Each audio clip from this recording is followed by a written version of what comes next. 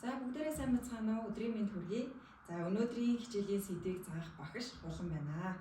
Тэгээ та бүхэндээ өнөөдрийн сэдэв маань болохоор амин үзүүлэлтүүдийн хэмжээ, үнэлэх, хянах гэсэн сэдвээр хичээл орох гэж байна. За тэгээ хэдүүлээс өмнөх хичээлээ бас хальт сэргээ. Ерөнхийдөө амин үзүүлэлтүүд гэдгийн талаар хэдүүлээ бол ерөнхий бол ойлголтыг өмнөх хичээлүүдээр авцсан байгаа. За тэгээд та бүгдийнхаар ер нь амин үзүүлэлтүүд яг ойлгосон, өмнөх хичээл дээрээс ойлгосон зүйл чинь яг юу байгаа вэ? Амин үзүүлэлтүүд гэж яг юу вэ? Тэрэнд яг юу ордог вүлээ? Амин үзүүлэлтүүд. Хараа өргөд манайхаа хариулаарай. За амин үзүүлэлтүүд нь хүний биеийн артерийн даралт, пульс, тэгээд халуун, тэгээд өвчтөд хүчийн хэмжээ зэргийг одоо бид нэр үзэж дүгнэх. За яг саяны хэлдэг. Тэгээ энд бас ингээд хэдүүлээ хэрэглэдэг материалуудаа бас тавьсан байгаа тийм. Энд дээр тэгэхээр цусны даралтыг үүсгэх нь байна. Пульс оксиметрээр хэдүүлээ 2 үзүүлэлтүүдийг хэмжин. За нэгт болохоор судасны лугшралт, хоёрд нь гэх юм бол захын судаснд хүчтэй хүчин хангамжийг хэмжих боломжтой. За мөн халууны шилээр болохоор бид нэр градусын аргаар одоо хүний биеийн халууныг хэмжих боломжтой. За чагнуураар мөн секундтэй цагийг ашиглаж бид нэр бол амьсгалыг ийм тоолох боломжтой. Ингээд ийм 5 үзүүлэлтүүдийг бид нэр бол амин үзүүлэлтүүд гэж хэлдэг те. Тэгэхээр боловч цэгийн хэлсэн бол яг зөв. Тэгэд энэ үзүүлэлтүүдээр бид нэр яг хэвийн болон хэвийн бус гарч байгаа өөрчлөлтүүдийг яаж хэмжих вэ? Яаж үнэлэх вэ? Яаж хянах вэ? Цаашлаад яг дараагийн шатлал руугаа яаж мэдээлэх вэ гэдэг хичээлийг бол өнөөдөр заах гэж байна багш нар. За өнөөдрийн сургалтын зорилго гэвэл ерөнхийдөө л нөгөө амин үзүүлэлтүүдийн ерөнхий ойлголт дахиад бид автагдана гэсэн. Энэ бол маш чухал сэдв учраас бид нэр ач холбогдол, за хэвийн хэмжээ, ангилал зэргийн талаар бол дахиж яригдана. За мөн зөв хэмжих арга чухал хичээл байгаа юм. За 3-4 гэх юм бол үр дүнг нь үнэлэн нөгөө хэвийн байна уу, хэвийн бус өөрчлөлтүүдийг төлөө үнэлж сурах нь байна. За цаашлаад өөрчлөлтийг хянах, за тэгээд сувилагч болон эмчнэрт мэдээлэх юм хичээлийн талаар орох нэ. За тодорхойлолттой дахиад хэдүүлээ тахтах нь байна. За хүний бие махбодын хэвийн болон хэвийн бус өөрчлөлтүүдийг илэрхийлж байгаа гол үзүүлэлтүүдийг л амин үзүүлэлтүүд гэнэ тэ. Тэгээ бас л яг нөгөө биеийн халуун, судасны лугшралт, за амьсгал, цусны даралт, хүчтэй хүчийн хангамж гэсэн энэ 5 үзүүлэлтийг бид нэр амин үзүүлэлтүүд гэдэг байна тэ. За ач холбогдол бол ерөөсөө үйлчлүүлэгчээ зөв үнэлэх. За эмнэлгийн нөхцөлд бол үйлчлүүлэгчийг зөв үнэлэх, зөв таних гэдэг зүйл бол маш чухал асуудал байдаг. Тэгэхээр бид нэр бол яг энэ 5 үзүүлэлтүүдийг үзэж одоо ямар одоо эмчилгээ үйлчлэгээ хийх үү, ямар онцлогоо хийх үү гэдэг юм үү те дараагийн юмуд маань тавигддаг учраас аюул суур хамгийн зөв юм ач холбогдолтой юм 5 үзүүлэлт байгаа шүү. За тэгээд хоёрт нь гэх юм бол эмчилгээний болон сувилгын оншийг зөв тавих те. За яг сайн ярьсан. За мөн альва хүндрэлээс урьдчилан сэргийлэх юм боломжуудыг олгодог байна. Энэ 5 үзүүлэлтээр бид нэр цаашаа гарах хүндрэлүүдийг хүртэл одоо эрсдлээ сэргийлэх юм боломжийг олгодог байна. За ерөөсөө шууд хичээл гол сэдв рүү оръё. За биеийн халуун. Биеийн халуун гэдэг нь ерөөдөө хүний биеийн халууныг градусаар хэмжиж байгаа илэрхийлсэн ийм үзүүлэлт байгаа.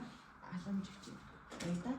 За бид нар энэ термометрийг ашигладаг. За энэ нь бол бүр янз бүрээр ер нь бол байдаг те. Дууханд үздэг, шулуун хязгаарын, аманд үзэн, сууганд үзэн ч гэдэг юм уу те. Маш олон байрлалаар бид нар хүний биеийн градусыг хэмжих боломжтой. Тэр болгон дээр хэвийн хэмжээнд бас баг зэрэг өөрчлөлтүүд байх боломжтой байдаг байна. Тэгэхээр өнөөдөр бол бид энэ одоо температур термометрийг бол ашиглаж сурах нь байна. За энэ нь болохоор хэвийн бус өөрчлөлт нь ерөнхийдөө л гадаад болон дотоод орчны тааламжгүй нөлөөлөлд бие махбодыг үзүүлж байгаа хариу урдлыг бол хэлдэг байна тий. Тэгэхээр ерөөсөө гадны вирусын шалтгаантай, нингийн шалтгаантай байж болох нь эсвэл нөгөө өрөөний температур, чигшил гэдэг зүйлүүдээс хүртэл хамаарч бидний биеийн температур өөрчлөгдөж байдаг. Тэнд үзүүлж байгаа хариу урдлыг биеийн халуун гэж хэлдэг байна тий. За энэ дээр бол ерөнхийдөө нормал хэмжээг харуулсан байна. 36 градус гэж заасан байна тий. За тэгээд баг зэргийн өндөр халууралт гэх юм бол 37.4, за бүр өндөр халууралт 38.4. За тэгээд бүр одоо эрсдэлтэй маш өндөр халууралт гэх юм бол одоо 39, 40 гэдэг юм уу тий халуурах юм тохиолдол байдаг байна. За ерөөсөө зорилго биеийн температурыг нь болохоор тодорхойлох нь байна. Хэвийн эсгийг нь үнэлэх нь байна тий. За халууралт болон халуун бууралтыг одоо хэдүүлээ эрт илрүүлэх нь аюул чухал байдаг бахан. Цаашлаад онцлогооны ач холбогдолтой тий эмчилгээнээр хүртэл ямар эмчилгээ хийх вэ гэдэг бол яригдана. За өвчтний ерөнхий биеийн байдлыг хянах үзүүлэлт энийг болдог. За дөрөвт нь гэх юм бол халдвар, өрөвсөл болон бусад эмгэн өөрчлөлтүүдийг илрүүлэхэд тусалдаг бахан. За тавт нь эмчилгээ сувилгаан үйл ажиллагааны үр дүн үнэлдэг бахан. За өвчтний явц өөрчлөлтийг хянаж ингэж бүртгэх ийм ажлууд бол хийгддэг. Энэ зорилготой үнэлгээний ажил байна. За тэгээд цаашлаад ер нь халуун хэмжигч бай, бусад энэ 5 үзүүлэлтийг хэмжихэд анхаарах зүйлсүүд гэж байдаг. Тиймд бол нэгдүгээр ерөөсөө өвчтөнгөө тайван байлгах. Энэ бол бүгдэн дээр нь давтагддаг тийм. Ерөөсөө л 15 минут, 10-аас 15 минут нөгөө хүн маань эхний ээлжинд тайван бай тийм. Босож алах, таймыг татах гэдэг ийм үйлдэлүүд бол хийхдэггүй байх хэвээр. За 15 минутаас өмнө хит халуун болон хит хүүтэн зүйл хоол одоо идүүлэхгүй байх хэвээр. За тамиг татаагүй байх хэвээр тийм. За амаар амьсгалж байгаа болон амьсгаадаж буй үйлчлүүлэгчийн халууныг аманд бол үзэхгүй тийм. Илүү одоо суганд үзэх ч гэдэг юм уу. Арай өөр аргыг бол сонгоно. За дөрөвт нь гэх юм бол хит зочирсон бага насны хүүхэд за сэтгцийн өөрчлөлттэй ухаангүй өвчтний халууныг бол бас аманд үзэх байх нэ. Тэр бол бас нөгөө цохимжгүй магадгүй хахагч гэдэг юм эрсдлүүд үүсэх байдаг байх нэ. За дараагийнх нь ерөөсөө судасны лугшилт тийм. За судасны лугшилт зүрхний цохилт гэдэг хоёр зүйлийн талаар бас нэг ялгааг товчхон тайлбарлана. За зүрхний одоо судасны одоо зүрхний агшилтын нөлөөгөөр тийм судсаар өрсөж буй цус судасны хаананд ийм доргиох нөлөөллийг үзүүлдэг. За үүнийг бол судасны лугшилт гэж хэлдэг тийм. Бид нар бол бүгд өөрсдөө ингээд бүсийг тэмдэрх боломжтой байдаг. Өөрсдөө ингээд тэмдэрнэ. Ер нь бол бүсийг тэмдэрэхдээ бид нар эрхээ уруугаараа тэмдэрдэггүй дандаа долоо урд ч юм ядан уруугаараа тэмдэрлэлт хийдэг тийм. Та нар маань ингээд хийгээд үзсэн юм бол за энд бол тэмдэрэгдэж байгаа мэдрэмж бол тэмдэрч чадчих. Юу нараа ерөөсөө араа шууны дотор тал эрхийн уруу талдаа шүү. Тэгээд энэ дагаа шүрмэснээ хандан талд нь хэдүүлээ тэмдэрнэ гэсэн үг шүү. За тэгээд насан турш хүний судасны лугшилтын тоо 1 минутанд 60-аас 90 удаа лугшилт хэвэн гэж үздэг. За энэ дээр нөгөө түрүүний ялгаа тий зүрхний цохилт, зүрхний орой буюу зүрхний цохилтыг бид нэр чагнуураар бас одоо чагнах боломжтой. 5 дугаар хайрганы завсар бол чагнагддаг. За энэ одоо үзүүлэлт болвол зүрх минутанд хэдэн удаа цохилж байгаа бэлтгэдэг үзүүлэлт байхгүй. Тэгээд хвчлэн бид нэр ЭКГ буюу зүрхний цалхаамшлаг эсвэл одоо мониторинг аппаратуудыг ашиглаж зүрхний цохилтыг бол илүү одоо наривчлалтаар гаргаж ирдэг гэсэн. Судасны лугшилтыг бол бид нэр захын судас. За ганцхан энэ буу шууны дотор талд биш тохоод байж болно те чамархаад байж болно бүрээний арт дээр ч байж болно те шагаан дээр ч гэдэг юм. Ингээд маш олон одоо ерөнхийдөө ашигладаг ийм 9 одоо байрлал бид нар судасны лугшилтыг бол үзэх боломжтой байдаг байна. За тэгээд энэ лугшилтууд нь 1 минутанд яг хэд одоо тоологдож байгаа шалтгаалж бид нэр үнэлэлт үйлдэлтэй өгдөг байна. За зорилго нь ерөөсөө зүрх судасны тогтолцооны үйл ажиллагааг үнэлнэ, зүрхний одоо цохилтын тоо, хэмнэл, хүчлэг үйлдэлийг тодорхойлох нь байна. За өвчтний биеийн байдлыг хянана, амин үзүүлэлтүүдийн гол чухал одоо үр дүнг ингэж хянана. Тэгээд энэ нь бол эмчилгээ сувилгааны ач холбогдолтой байдаг. За тэгээд цаашлаад мэдээлэх одоо тэрийг бүртгэх гэдэг зорилготой байдаг. За анхаарах зүйлс түрүү хэлсэндээ эрхийн уруугаар бид нэг хязгаарч одоо ингэж тэмдэрэхгүй те бүрээний хоёр арт дээр гэж гэдэг юм уу. За хим алдагдaltaй бол заавал 1 минутанд тоолох хэрэгтэй. За бид нэр хвчлэн бас ингээд эмнэлгийн практикт болохоор пульс оксиметрийг ашигладаг те. Тэгээд ингээд хуурай одоо юм чийггүй байгаа тохиолдолд ингээд пульс оксиметрийг бид нар ашиглах боломжтой байдаг. Гэхдээ бас хим алдагдaltaй үйлдэлүүдэд бол заавал давхар одоо судасны лугшилтыг бол тэмдэрх шаардлагатай. Тэгээд энийг бол минут тавьж байгаа л хэдүүлээ сайхан тоолчих хэрэгтэй.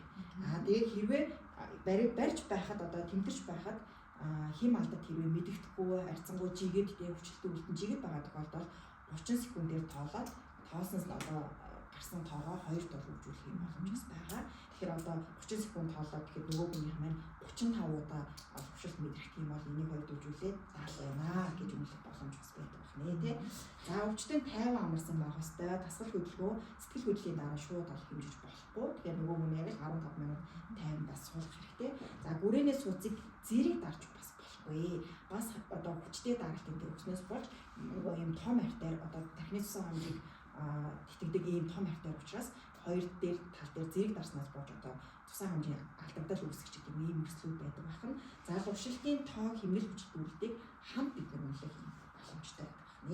За түрүүний нөгөө 9 байрлал гэдэг байгаа тийм. Та нар бас эндээс хараад ингээ яг дагаад хийгээд үзэх боломжтой шүү тийм. Тэгээд хэдүүлээ одоо бас дадлага ажлын хичээл орно. Тэрэн дээр бас яг ингээд судасны лугшилтуудыг хаана үзэхгүй тийм. Тэнд үзэхэд хийдээр, энд үзэхэд хийдээр гэдэг та нар маань бас бие даан хийх юм боломжтой байгаа шүү. За тэгээд багш нэг слайдыг сүүлд тавьчих. За гуравдах нь амьсгал гэж юу вэ те? За амьсгал бол ерөөсөө бие махбод гаднаас хөвчл төрөгчийг аваад CO2 буюу нүүрсвчлийг гадагшлуулж байгаа хийн солилцоог хэлж байгаа те. Энэ нь амьсгалын одоо ийм эрхтнүүдийг дамжуулж одоо хөвчл төрөгчийг аваад өөрсөлтийг ялгуулж байгаа ийм үзэгдэл байгаа тийм. За тэгээд ерөөсөө бидний өнөөдрийн чухал хичээл бол нөгөө хэвийн хэмжээ. За тэгэхээр амьсгалын хэвийн хэмжээний хувьд бол яг нөгөө наснаас хамаарат янз бүр байдаг.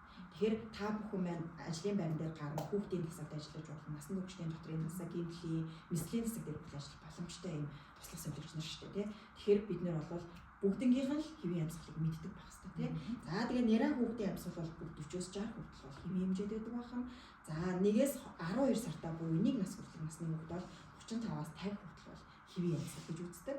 За 1-ээс 2 настай хүүхдүүд бол 30-аас 40 ч гэдэг юм. Ингээ бууралт үүсэж байна. 5-аас 6 настайд бол 20 хүрч байна тийм. За 10 настайгаас бол 18-аас 20 удаа. За насанд хүрэгчдийг бол 15-аас 16. За ерөн зарим тохиолдолд 20 хүртэл хэвийн гэж үздэг шүү. Тэгэхээр та бүхэн маань энэ хэмжээнүүдийг бол заашгүй цээжлэх шаардлагатай. За зорилго нь ерөөсөө өчтний амьсгалын тоо хэмнэл одоо гүн чанарыг нь үнэлэх шаардлагатай.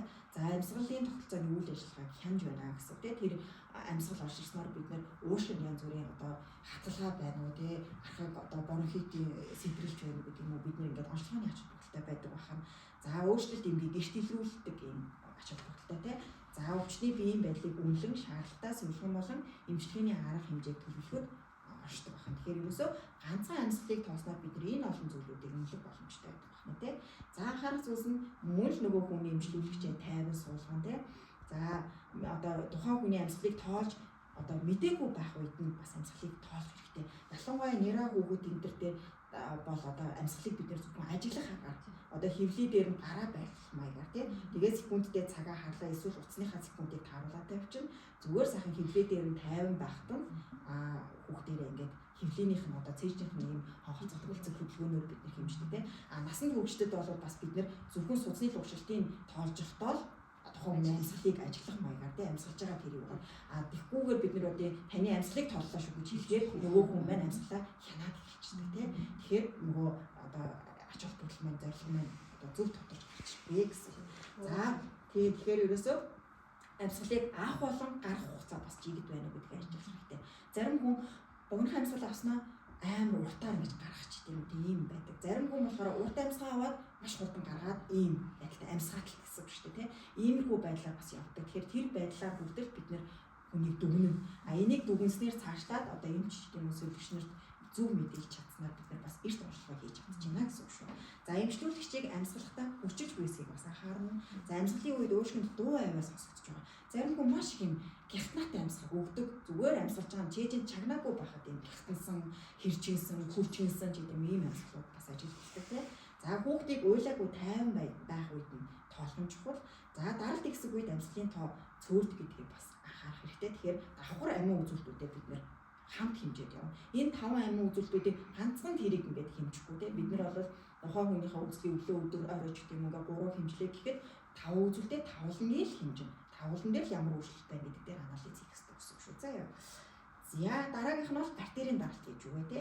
Ерөөсөө цусны даралт гэдэг нь цус артерийн суцаар урсахдаа цусны хананд тодорхой хэмжээний даралт үүсгэх үйл явцыг хэлж байгаа те. За тэгэл цусны дотор одоо суцсан дотор урсж байгаа тэр цус одоо суцны хаанад ийм тодорхой хэмжээний даралтыг өгдөг байх нь тэрийг бид нэр одоо зөв байрлуулж хэмжснээр л одоо тэрийг бол хэмжих боломжтой байдаг байна тий. За ингээд бас л гуунд ч хэмжиж болно, шуунд ч хэмжиж болж байна. За шагаанд ч гэдэг ингээд энэ бол хэмжих аргууд бас янз бүр байдаг. За хамгийн илбэг тохиолддог гэх юм бол бид нэр энэ бас буулгандаа илүү хэмждэг. За тэгээд аппарат нь байна. Тэгээд та нар одоо бие даах юм дээр бол 15 минут сайхан энэ дээрээ дадлах хийгээд харилцан одоо 3 багт хуваагаад 3 хийсэн дээр ажиллана. Тэгэхээр артерийн даралтаа зөв хэмжих гэдэг бол айгүй чухал байдаг шүү. Тэгээд энэ аппаратыг хэдүүлээ ашиглаж. За тэгээд энэ дээр гарч байгаа үзүүлэлтүүдээр бид нар даралт ихсэлт байна уу, бууралт байна уу гэдгийг бас хэмжих боломжтой мөн чагнуураараа ашиглаж одоо юу болгон дээр энэ артерийн дээр тааруулж одоо сонсож тэргүүрээ одоо бид нар мэдэрч ингэж зөв үзэх айгүй чухал байдаг шүү. Тэгэхээр та нар маань бие дааж гардан хийх, олон дахин давтан хийж иж бас энэ аргуудыг бас ингэж өөрийн болгож авч чадах боломжтой байдаг шүү. За зорилго нь артерийн цусны даралтын түвшинг тодорхойлно. За зөв цусны үйл ажиллагааг үнэлнэ, цусны даралтын өөрчлөлт ингээд гэрт илрүүлнэ. За өвчний биеийн байдлыг хянах. За заашлал эмчилгээ суулгаад тусламж үйлчилгээний үр дүн үнэлэхэд ингэж оршдог байна. За тэгээд даралтан дээр бас зайлшгүй шаардлагатай мэдээлэл бол бид нэр систлийн даралт, диастлийн даралт гэдэг хоёр юм яригддаг тийм. Тэр систлийн даралт гэдэг бол дээд даралт. Биднэрт хамгийн түрүүнд сонсогдож байгаа одоо цусны лувшилтын чимээ бол дээд даралт гэсэн багхгүй. Хамгийн сүүлд сонсогдоод бүдгэрээ тэрнээс хойш бүдгэрээд явж байгаа тэр чимээ бол диастлийн даралт гэсэн. За дээд даралт бол ерөөсөө зүрхний ховдлын агшилт. Тэгээд цаашаа цусаа шахаж байгаа тэр үйл явцыг л дээд даралт гэж хэлээд байгаа. Тэгэхээр энэ зурган дээр гарч байгаа тэр цэнхэр өнгөтэй үзүүлэлт тэр улаан өнгөтэй хоёр бол доод хоёр үзүүлэлтүүд болвол ерөөсөө ховдол гэсэн үг байхгүй. Энд бол баруун ховдол, энд бол зүүн ховдол. Эдгээр маань агшаад дээшээгээ цусаа тосгуурлага шахаж байгаа үйл явцыг л систлийн даралт гэж хэлээд байгаа. За диастлийн даралт гэдэг бол нөгөө ховдлууд маань сулраад хэмжээгээр томроод буцаад цусаад иргэн дүүрүүлж байгаа үйл явцыг диастлийн даралт гэж хэлээд байгаа. Тэгэхээр ийм хоёр чимээ биднэрт лувшилтаар сонсогдож бид нар бас үнэлдэг байна. За артерийн даралтыг эксертийн зэрэгээр нь бас ингэж амьддаг. Бидний практикт бол даралт эксерт маш илбэг тохиолддог. Тэгэхээр бас анхаарах хэрэгтэй. Хэвийн даралт ер нь бол 120-80-аас доош байна гэдэг байгаа тийм. За 120-аас 129 буюу 130 одоо 80-аас доош хэмжээтэй байгаа үед бол өндөр даралт гэж хэлдэг. Гэхдээ энэ үед бол бид нэр хяналтанд л байлгана. Түүнээс бол шууд им уулгах ч юм эмчилгээний арга бол явагддаггүй. Тэгэхээр энийг бол хяналт гэнэ. За 130-аас 139 буюу 140 хүрсэн тохиолдолд бол бид нэр энийг артерийн даралтын 1-р зэрэг гэж үздэг. За 140-оос дээш гараад явчихж байгаа тохиолдолд бол 2-р зэрэг. За цаашлаад нөгөө 180 ч гэдэм үү. Энэ бол артерийн гипертензийн криз буюу энэ хүн одоо маш өндөр даралттай болж энэ харуулт үүсэх эрсдэл байна шүү гэдгийг одоо ингээд үнэлдэг байна тийм. Тэгэхээр энэ зэргүүдийг бас та бүхэн цээжлэх хэрэгтэй шүү. За анхаарах зүйл ерөөсөө гимтсэн өвдөлттэй гар эсвэл суцаар уурстай тусалтай байгаа гаранд бол бид нар артерийн даралтыг үзэхгүй. Мөн эмэгтэйчүүдийн одоо нөгөө хөх одоо ахуулах юм хаалгаа хийлгэсний дараа мөн тэр гаранд ялэцэн уурч гэдэг юм уу энэ зүг байгаа ч юм ийм тохиолдолд бол тэр гаранд хийхгүй эрүүл гаранд илүү даралтыг үзэх юм боломжтой байдаг байна тийм. За тав дахь ерөөсөө хамгийн сүүлийнх хэдүүлээ хүчил төрөгчийн хангамжийг үзнэ. За цусны дах гемоглобины хүчил төрөгчийг одоо гемоглобин хүчил төрөгчөөр хэдэн хувь хангагдсныг илэрхийлдэг ийм үзүүлэлт. За бид нар бол энэ пульс оксиметр гэдэг зүйлийг ашигладаг. За энэ бол захын судас буюу айлч хуруунд үзэх боломжтой. За хөвчлэн 7 хуруунд үздэг. За тэгээд энэ дээр бол хүчил төрөгчийн хангамж, за тэгээд пульс гэсэн энэ хоёр үзүүлэлтүүд гарч ирдэг байна тийм. Тэгээд хүчил төрөгчийн хангамж нь хэвийн байна уу, хэвийн бус байна уу гэдгээс шалтгаалж бас бид нар өөрчлөлт. За одоо минийх бол 99-тэй буюу маш сайн хангамжтай байна гэсэн үг шүү дээ тийм. Эрүүл байна гэсэн үг. Би хангалттай хэмжээний одоо захын цусны миний одоо цусны гэрэлж авч үзэх хэмжээ хангалттай байна. Миний уушиг ч гэдэм үү зүрх одоо бүр тарих хангалттай хэмжээний хүчил төрөгчөөр хангагдаж байна гэдэг бас юм болох боломжтой байна тийм. За зорилго нь хүчил төрөгчийн дутагдлыг эрт илрүүлнэ. Амьсгалын тогтолцооны үйл ажиллагааг үнэлнэ. Тэгээ одоо нэг уушиг маань хангалттай хэмжээний одоо хүчил төрөгч авч чадж гэнэ үү гэдгийг хүртэл бид нар захын цусны одоо хүчил төрөгчөөр үнэлэх боломжтой байдаг байна. За эмчилгээний үр дүн хянаа өвчтний аюулгүй байдлыг хангадаг ийм зорилготой. За анхаарах зүйлс нь аюул тавчхан ерөөсөө өвчтөн бол 50 байж хэвээр тийм. За хэмжилтийг 50 хийхээс өмнө 5-10 минут сайхан суулгацсан байна. За хөлгөө хийх ярих хэмжилтийн хардаа нөлөөлж болдог учраас тухайн хүний ер нь л одоо 50 яриаггүй чимээгүй гэж суулгадаг. За өвчтний хурууг нь бол зөв байрлуулна. Ер нь бол чанга хүчил тавьж болохгүй, хэд сул хийж болохгүй тийм. Тэгэхээр яг л гарын одоо энэ хавтгал бодод байрлуулаад пульс оксиметр ингэж байрлуулдаг байна тийм. За тэгээ хуруу цэвэр хураа байх хэвээр мөн хумсны будаг ч гэдэм үү тийм нөгөө хиймэл хумс, урд хумс энэ төр бол бас айгүй саад болдог. Тэгэхээр магадгүй хүмүүстэй бас тест шаардлагуудыг тавих шаардлагатай тийм. За пульс оксиметрийг зөв одоо хавтгал бодод байрлуулна. За хэд сул хийж чанга байрлуулахгүй дэлгэц дээр тогтвортой болсны дараа бид нэр уншиж тэмдэглэдэг байна тийм. За хүчил төрөгчийн хангамж 90%-аас доош байвал эмчид яаралтай хандах нэ. За одоо ингээд миний сүүлийн слайд нөгөө амин үзүүлэлтүүдийг чинь хэвийн хэмжээ болон ихсгээр ямар одоо эмнэлгийн нөхцөлд ямар үгээр ашигладаг, багассан үедээ ямар үгээр ашигладаг гэдгийг энэ дээр бол гаргаж ирдэ. За тэгээд энэ үзүүлэлтүүдийг та нар бүр ингээд хэвлэж гаргаад нөгөө цээжиж дадлаа бол өөртөө ингээд карманда ингээд явж ирэх хэрэгтэй. Тэгээ ер нь бол эмнэлгийн практикт маш олон зүйлүүдийг ингэж цээжлэх шаардлага гардаг. Тэгэхээр та нар энийг бас аюул сайхан цээжлээд авах хэрэгтэй. За артерийн даралт нь багасаад байгаа даралт буюу одоо 160-аас доошоо болоод байгаа 90, 60, 80, 50 ч гэдэм үү даалтагч ч гэдэм үү ингээд даралт унаад байгаа болохоор hypotension, за ихсээд байгаа болохоор hypertension гэж хэлдэг байна. За зүрхний цохилтын тоо буюу нөгөө сүнсний лувшилтын тоо 1060-аас 80 байх хэвээр багасаад байвал bradycardy, ихсээд байгааг нь tachycardy гэж хэлдэг байна.